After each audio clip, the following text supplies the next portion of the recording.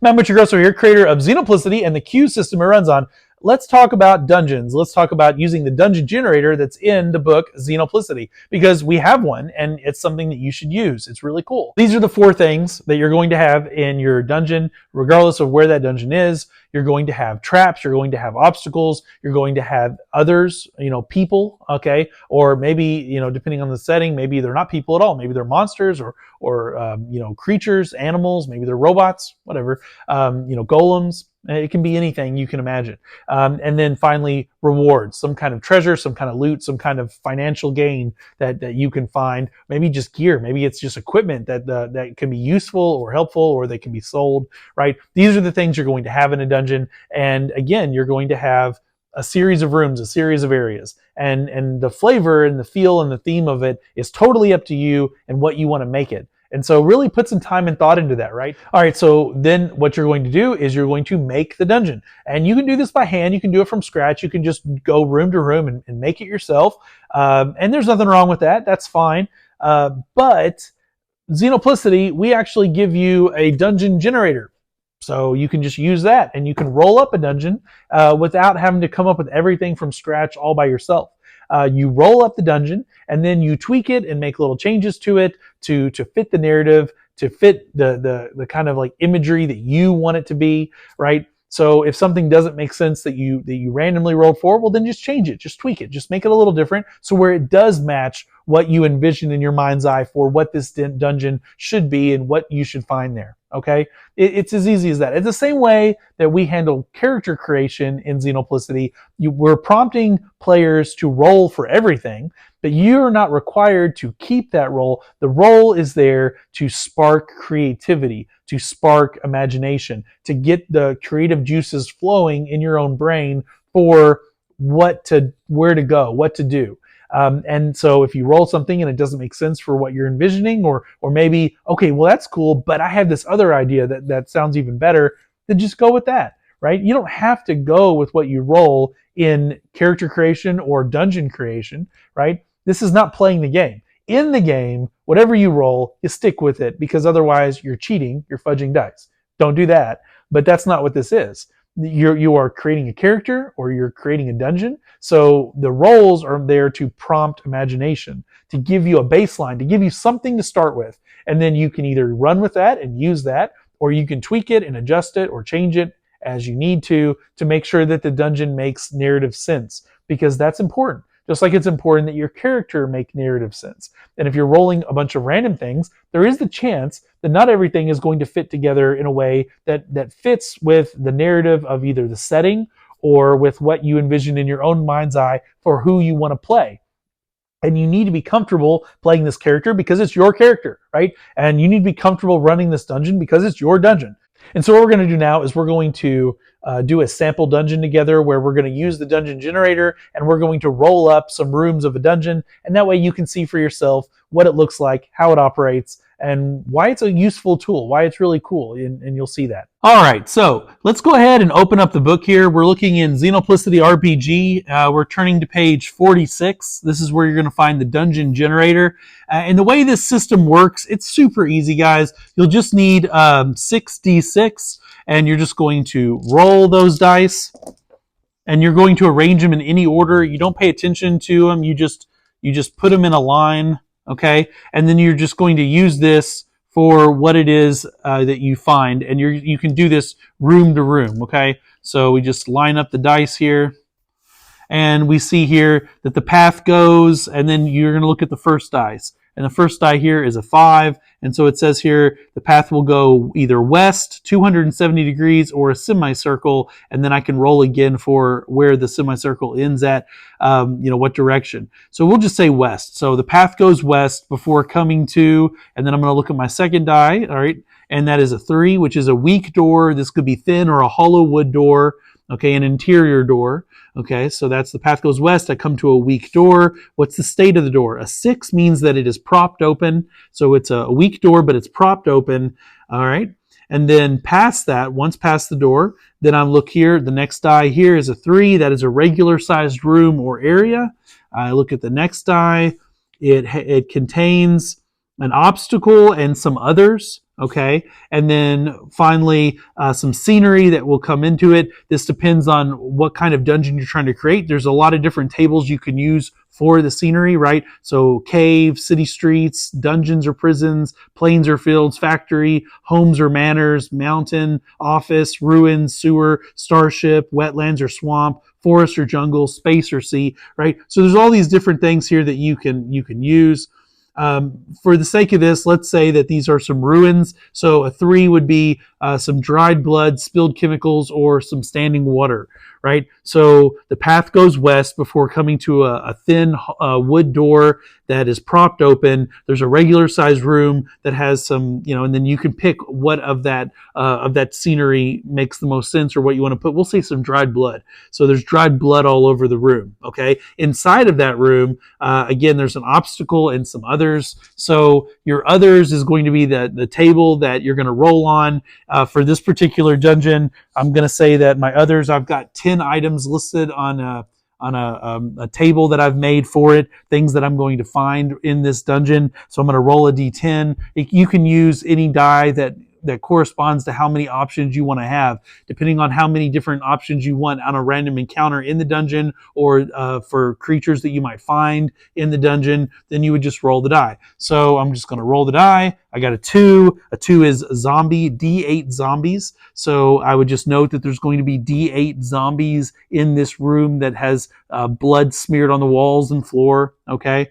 And as far as it was an obstacle. So I turn over here to an obstacle, and there's a chart here for a D10.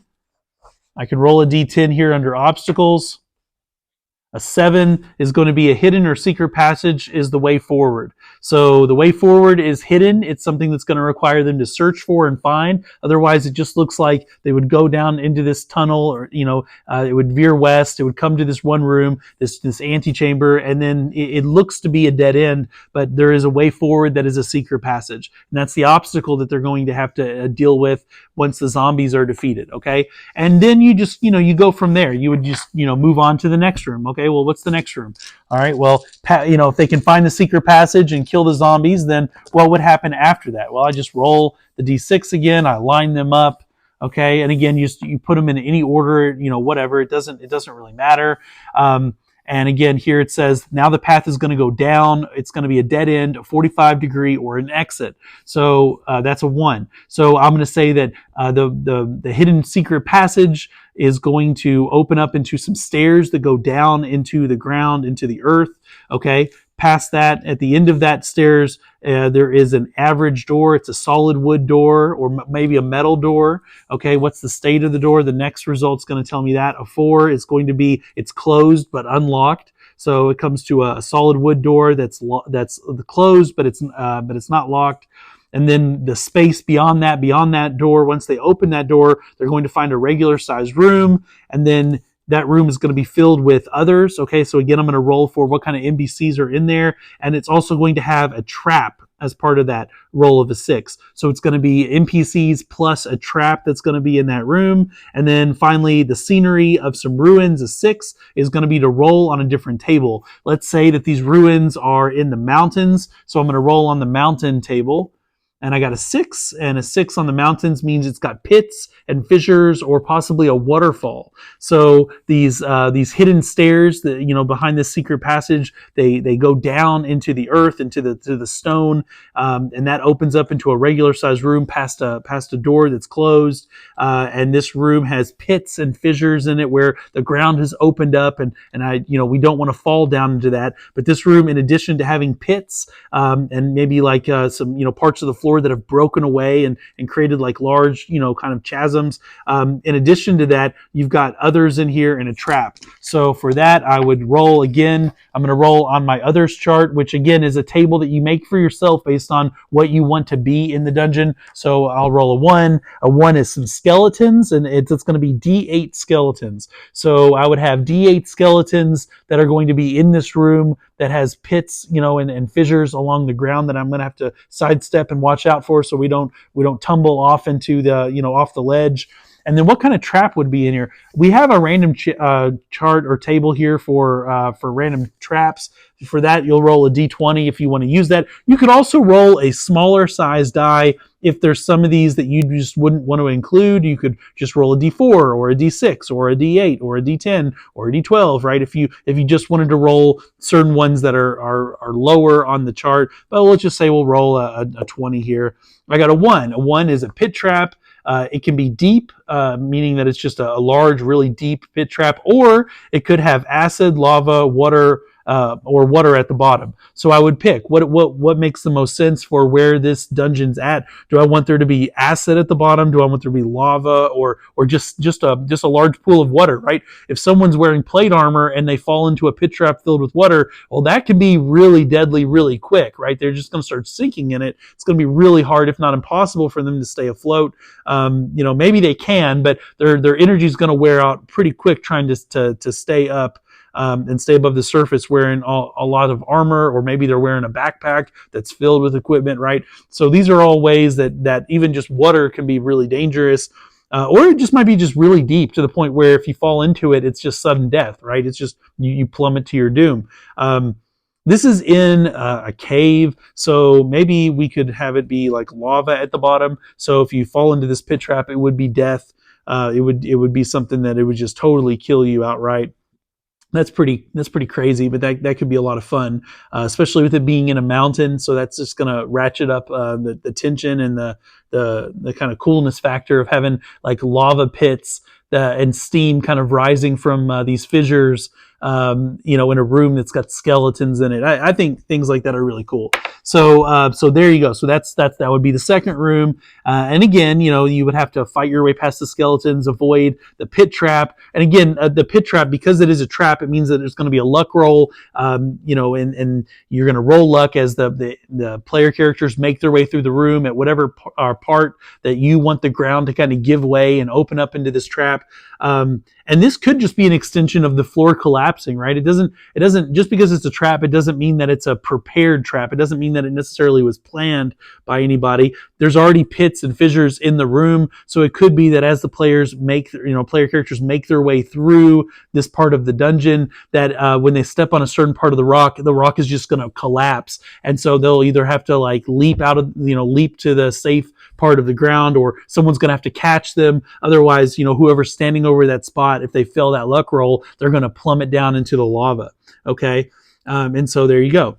Now, you would just keep doing this, and you would just keep re-rolling these things for as many rooms as you want the dungeon to be. Now, on that particular roll, I rolled a lot of even results. One of the other little things here that you can implement is that it says that if there are 4 or more of the 6 dice roll even results, then that room can contain a secret passage or a reward. You as the game master get to pick what that is. Now, a secret passage is something that's going to lead to a hidden opening somewhere else in the dungeon. So you can, as we progress and we make room after room, you can, if there's a secret passage in this room, you then can decide where that's going to connect to, or maybe wait till you roll 4 more evens in a row, 4 more even results at once again, and that would be the room that the secret passage connects to. You could do that, or you could just dictate where it's going to open up to. Or a reward can be treasure, right? It can be loot.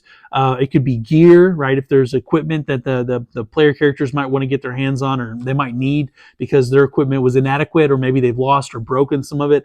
Or it can be a key. And so if you come across a door that's locked, and then in another room you find a key, then that key can be what narratively opens that locked door, or that locked area. And so that's a really cool thing to kind of incorporate too as you're making notes and writing all these things down, right? And you can just keep doing this, right? We'll roll one more time here to show an example here. Again, I'm just going to put these things in any order and just line them up in a row, and then I'm just going to use these results. So in this one, I got a 5. So a 5 means that the path from this room with the pits and fissures and the skeletons in it, a 5 is going to be, it's going to head west. That would, that would be the direction I would take it. Before coming to an archway, so there's no door with a 1. Okay, so that means I'm going to skip result 4 because there's no door to have a state for it to be in, right? It's not closed, opened, or stuck or any of that. It's just an archway. So beyond that, all right, so I skip this result. I move on here to this one. The space is actually a regular size room. Okay, so far that's all we've got on that. And the room has a trap and an obstacle, and then the scenery for it is going to be, again, I rolled a 3, so that's the same as I've rolled before. This time we'll say that it's some water. So this room has some standing water. Maybe some groundwater is pooling in this room. I'm going deeper into the earth. There's pits, there's fissures. Now I've come across like an area where maybe there's water running down the walls and it's collecting on the ground. So there's several inches or maybe several feet of standing water in this room. Maybe I'm by a lake or by some kind of body of water that's next to the mountain. And so this could be like if you were to excavate the wall, maybe it would even open up and flood the chamber. Who knows, right? But that's something you could do. But for this particular one, a trap and an obstacle. So again, I'm going to go back here to traps and obstacles. I'm going to roll a d10 for my random obstacle. I got a 1, which is a chasm, cliff, a cave-in, or a collapsed or unstable ceiling. So any of those things can be what I want to apply. And again, it's to get your creative juices flowing. So this room has, we've already done some pits and some fissures. So maybe this room actually has a cliff, something that would have to be scaled. That's one option. Or maybe there's been a cave in here, and so the water is pooling and collecting around all the fallen rock. You can use your imagination and decide what you want it to be. Or maybe the room is unstable and so parts of it are collapsing or about to collapse. Right? Any number of these things you can apply. And you can just kind of do whatever makes sense for what you want it to look like and for what you want it to be. I roll here on the trap, and I got a 6. A 6 is going to be a crushing room, walls or ceiling. And so again, if I wanted it to be unstable, then I could have the trap be that the walls or the ceiling will actually collapse on me. If I fail a luck roll as the player characters are making their way through here, right? As they're sort of walking through this room and they're trying to progress farther into this dungeon, if they fail a luck roll, and you make that roll for everyone that passes by the point where you want the roll to be made at. As each person passes, a luck roll is made, and if it fails, then that person triggers that trap. And so then the walls or ceilings would start collapsing in the room.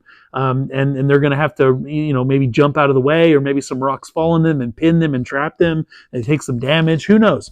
And so there you have that. Okay. We'll do one more room here to kind of show you. So past this, if they can go past that, then what happens after that?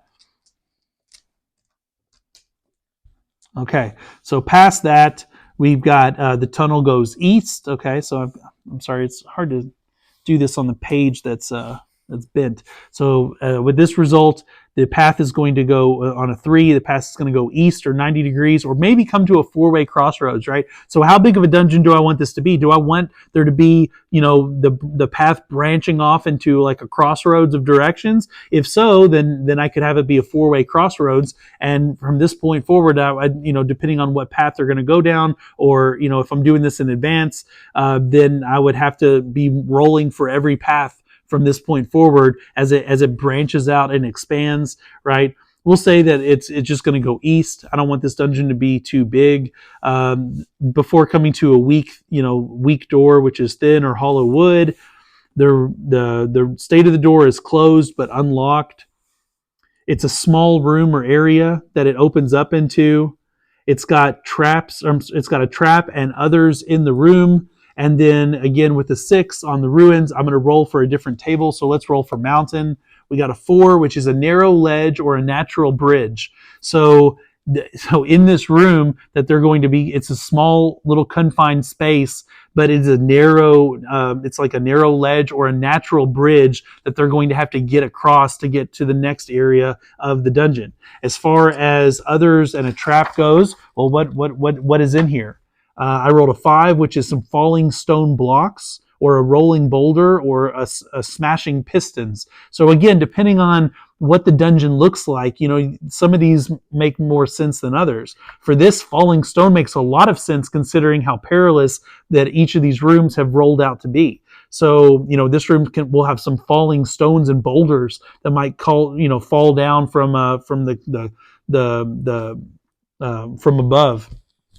As far as the NPCs that are in here, what kind of monsters or enemies might be found here, I rolled a 4 here, and so on my table of others, a 4 is going to be D4 Minotaurs, and so then you could put in D4 Minotaurs in here. So there maybe there's a group of Minotaurs that are exploring the mountain dungeon as well, and so you come across this other party of adventurers. Minotaurs, they live in the mountains anyway, so maybe that they're from a nearby tribe or clan, right? And so now what happens with them? Are they friends? Are they enemies? Who knows? So for something like this, you can make a disposition roll. A disposition roll is a luck roll. You roll a d10, and depending on what you get, it would determine whether they're going to be hostile, whether they're going to be indifferent, or whether they're going to be friendly. So I would roll for this.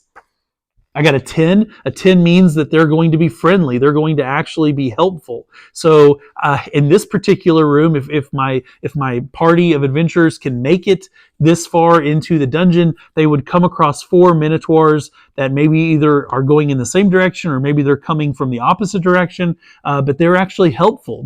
It's not something to fight. It would be something, granted, maybe the player characters still attack them, and there's a misunderstanding there, but this group of fellow adventurers, that they're here doing their own mission. They're here on their own adventure. Maybe they're here trying to explore the ruins and unlock its secrets and discover its treasure for themselves. But they mean you guys no harm.